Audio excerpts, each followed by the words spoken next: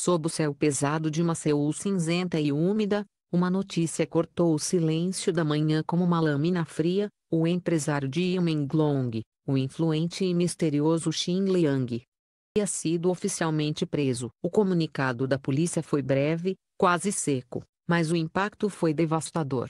Em poucas horas, o nome de Xin dominava as manchetes, as redes sociais e os corredores da indústria do entretenimento asiático. O homem que durante anos fora celebrado como mentor, protetor e arquiteto da ascensão meteórica de Menglong agora estava no centro de uma investigação que prometia expor segredos há muito enterrados, e talvez, finalmente, explicar a morte inexplicável do jovem astro. A imprensa se amontoava diante da delegacia central. Câmeras piscavam, vozes gritavam perguntas que se perdiam no ar: por que agora? O que encontraram? O que ele escondeu durante todo esse tempo?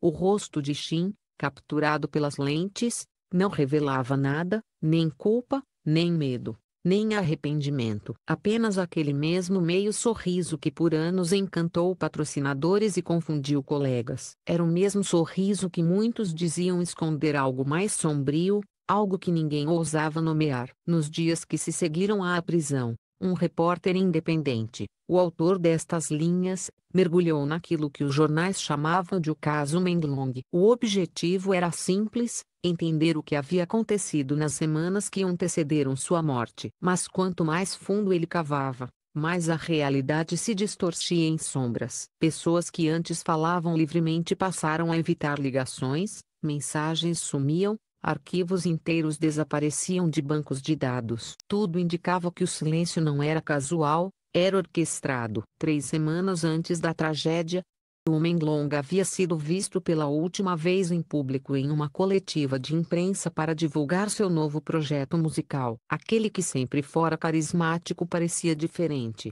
pálido, evasivo, com os olhos fundos e um sorriso forçado. Estou cansado, mas feliz, dissera, numa tentativa tímida de afastar as suspeitas. Poucos sabiam que, naquela mesma noite, ele enviara uma mensagem enigmática a um amigo de infância: se algo acontecer, procure meu diário. Não confia em ninguém, especialmente nele. O diário nunca foi encontrado. No dia seguinte à coletiva, Menglong cancelou todas as gravações e se isolou em seu apartamento de luxo em Gangnam. Vizinhos relataram barulhos estranhos, passos na madrugada, uma voz masculina discutida em tom baixo. Outros afirmaram ver um carro preto estacionado por horas diante do prédio, o mesmo modelo usado frequentemente pela equipe de Xin Liang.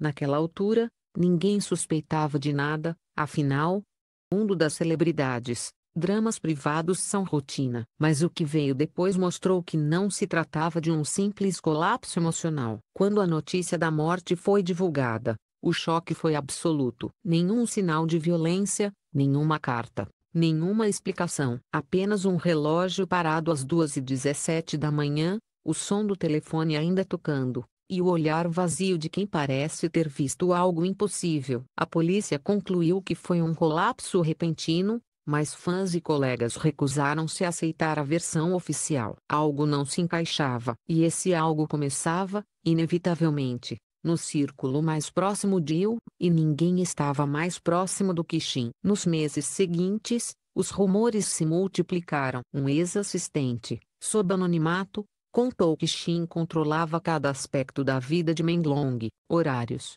refeições, amizades, até as entrevistas que ele podia conceder. Ele dizia que era proteção, mas parecia prisão, disse a fonte. Outros relataram episódios de manipulação psicológica, chantagens emocionais e desaparecimentos súbitos de pessoas que tentaram confrontá-lo. Ainda assim, faltavam provas. Tudo parecia uma teia de especulações. Até que algo mudou. Há 2 semanas, um pendrive anônimo chegou à redação de um pequeno portal de notícias. O remetente não foi identificado, mas o conteúdo era perturbador: registros financeiros, e-mails, e uma série de áudios cifrados entre Xin Liang e executivos de empresas de entretenimento. Em uma das mensagens, uma voz semelhante à de Xin dizia: ele está começando a lembrar. Precisamos resolver isso antes que saia do controle. A frase, fria e precisa, reacendeu todas as dúvidas. Resolver o quê? Lembrar de que as autoridades, pressionadas pela opinião pública, reabriram o caso. Um grupo especial da Divisão de Crimes Econômicos assumiu a investigação e começou a rastrear transferências suspeitas ligadas à agência de Shin. Foi então que surgiram os primeiros indícios de algo muito maior. Documentos bancários mostravam um labirinto de contas fantasmas, contratos falsos e pagamentos direcionados a nomes influentes, políticos, empresários e até jornalistas. De alguma forma, beneficiados pelo silêncio. Durante uma dessas buscas, a polícia encontrou um cofre oculto em um dos escritórios de Shin.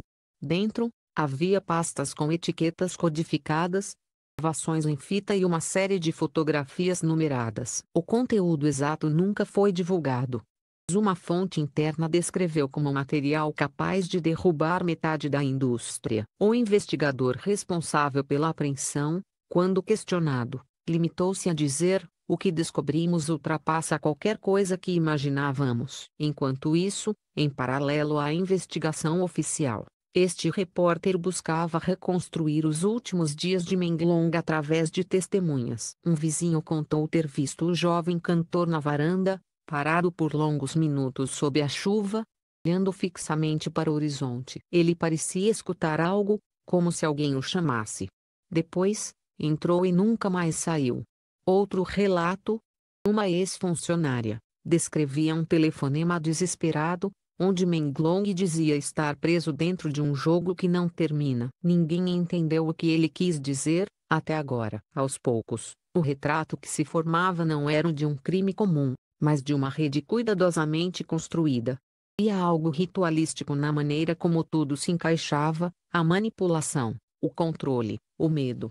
Yin Liang não agia sozinho, ele era parte de algo mais amplo, uma estrutura invisível que se alimentava de poder e silêncio. Um ex-colega resumiu bem: ele não queria fama, ele queria domínio. No final desta primeira parte da investigação, fica claro que a morte de Yin Menglong não pode mais ser tratada como tragédia isolada. Cada pista, cada testemunho, cada detalhe aponta para uma verdade sombria. Alguém decidiu que ele sabia demais. A prisão de Shin é apenas a superfície. Por baixo dela, há camadas de segredos, acordos e ameaças que começam agora a emergir. E se há algo que este repórter aprendeu nestas semanas, é que em Seul, o silêncio é uma linguagem. Uma que, finalmente, começa a ser decifrada. A notícia da prisão de Xin Liang espalhou-se pelo mundo como um incêndio incontrolável.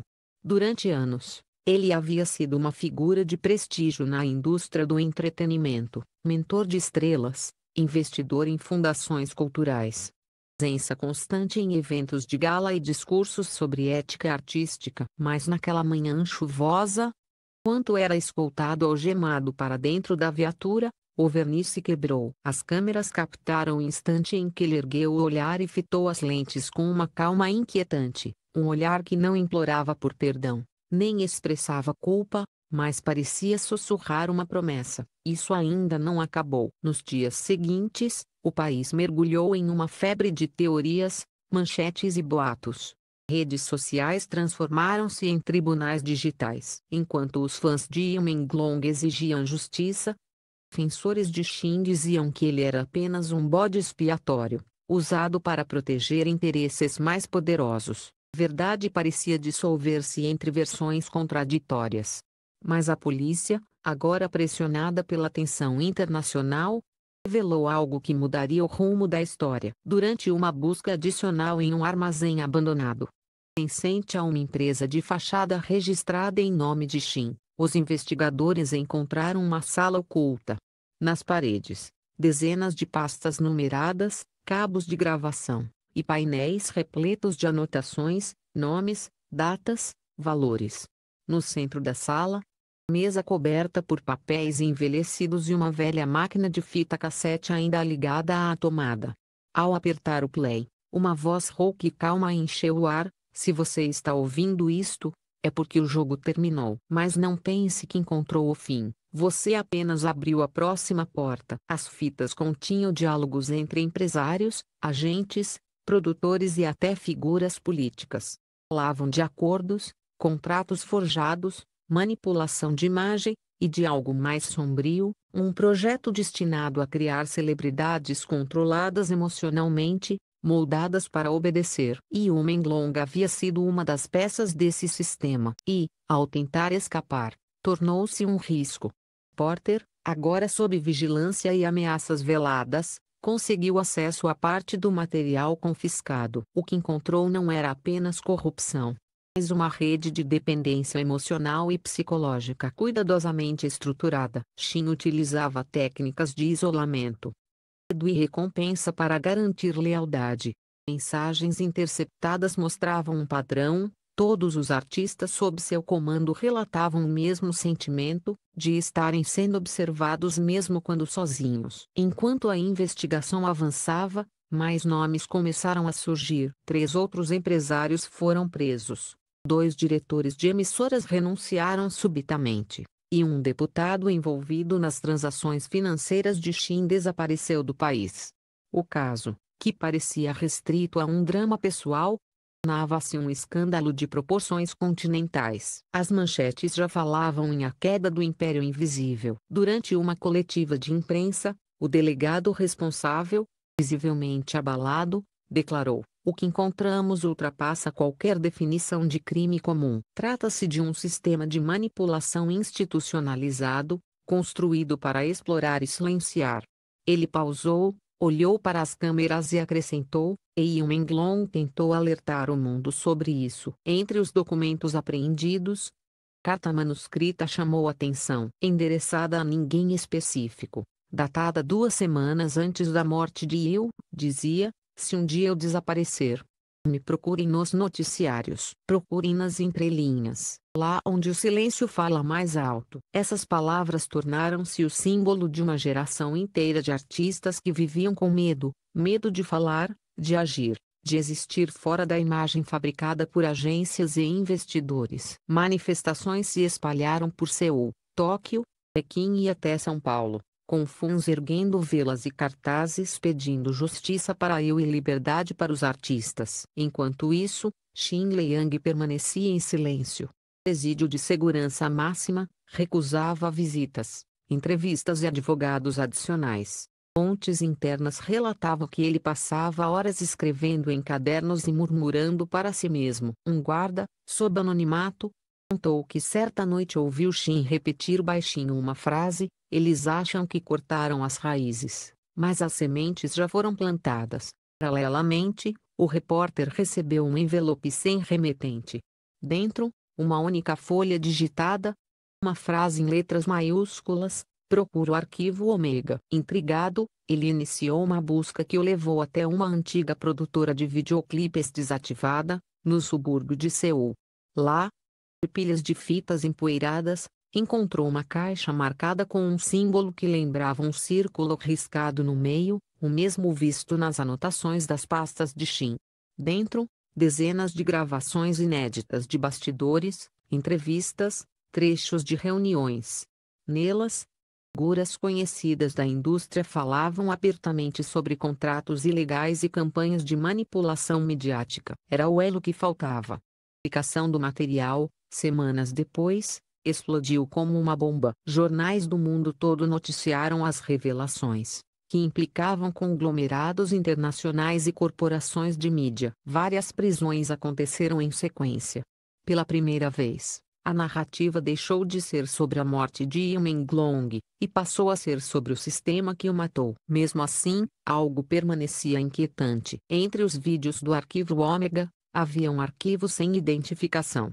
Nele, apenas uma gravação em preto e branco mostrando uma sala vazia. Depois de alguns segundos, uma figura entra no quadro, o próprio Yu Menglong. Ele olha diretamente para a câmera, como se soubesse que um dia seria visto. Então, diz calmamente: "Se estão assistindo, significa que a verdade venceu." Mas a verdade nunca é o fim. É apenas o preço que pagamos por tê-la ignorado. A imagem se desfaz em estática. A partir desse momento, a história deixa de ser apenas uma investigação. Ela se transforma em espelho.